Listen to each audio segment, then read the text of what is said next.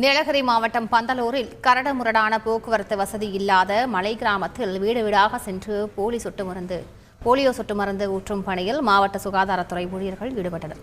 இது பற்றிய விவரங்களை செய்தியாளர் சுரேஷிடம் கேட்கலாம். சுரேஷ், வணக்கம். இதன் மூலம் எவ்வளவு குழந்தைகளுக்கு இந்த போலியோ சொட்டு மருந்தானது கிடைக்கப்பெற்றது? முழு விவரங்கள் என்ன சுரேஷ்?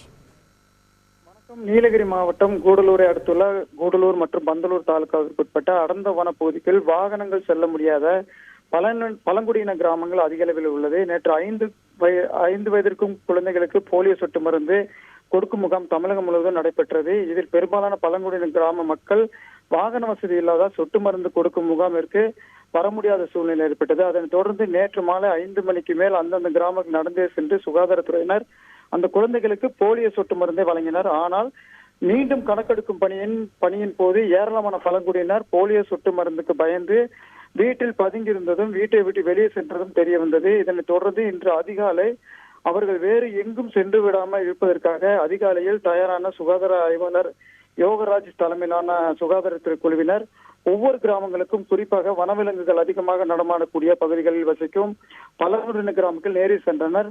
இந்த நிலையில் நாயக்கன்பாடி என்ற கிராம பகுதியில் உள்ள அவர்கள் வீடுகளுக்கு சென்ற சுகாதாரத்துறையினர் வீடுகளை தட்டி திறந்து போலியோ சொட்டு மருந்தை வழங்கினர். சிலர் போலியோ சொட்டு மருந்து போட்டு விட்டோம் என கூறி ஏமாற்றினர். சுகாதாரத்துறையினர் அவர்களையும் கண்டிருந்து விடுபட்ட குழந்தைகளுக்கு போலியோ சொட்டு மருந்தை வழங்கிய சம்பவம் அரங்கேறியது.